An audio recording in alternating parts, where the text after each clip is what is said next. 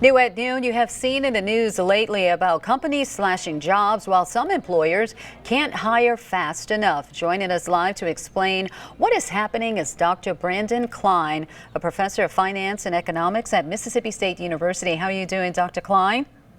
Doing well, Tanya. How are you? I'm doing okay. So why are companies laying off thousands if the job market has a lot of jobs available? Well, it really depends a lot on the type of company. Companies that are, for example, in more high growth industries are going to be more sensitive to increases in interest rates. And these companies are going to experience pressure from higher borrowing costs first and start to lay off their employees sooner. And so really what we've witnessed at this stage in the economic decline are high growth companies and firms and industries that are most sensitive to higher interest rates beginning to lay off their workers. Now, when you say what companies are you specifically talking about? Because we saw the big tech companies doing the massive layoffs. So what other companies are you referring to? Yes, and so basically it has been concentrated in tech, and that would be examples of these high growth companies. And so they have laid off thousands when at the same time you've seen other companies that are still very constrained on retaining the employees that they have. Those companies are not as sensitive to economic declines and particularly to higher interest rates. Now, isn't this sending, though, a mixed message to the American people? Because I know I've been kind of confused about this. And it can definitely be confusing, especially at this stage of an economic downturn.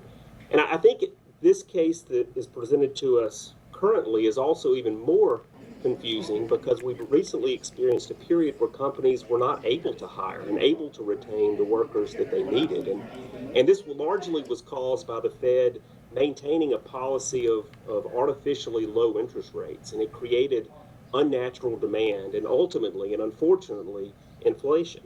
And so the consequences are as monetary policy, as the Fed starts to unravel some of this, these higher rates are going to start to take hold, and you're going to begin to experience more unemployment across all industries, not just the tech industries. Yeah, that's what I was going to ask you. What is it going to take to actually settle the job market? You know, what is deemed as perfect? Well, one, it takes time. The labor market tends to lag. No employee really wants to lay off their workers, and so they tend to resist this for a longer period of time.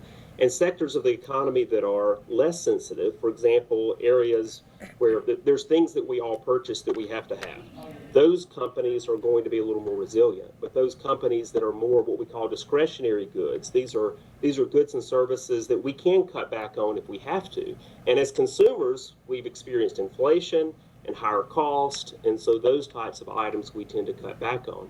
But ultimately, as the higher interest rates begin to settle and you start having that economic downturn, in the long run, companies will be able to better forecast what the true demand for their goods and services are and be able to hire workers and maintain those workers accordingly.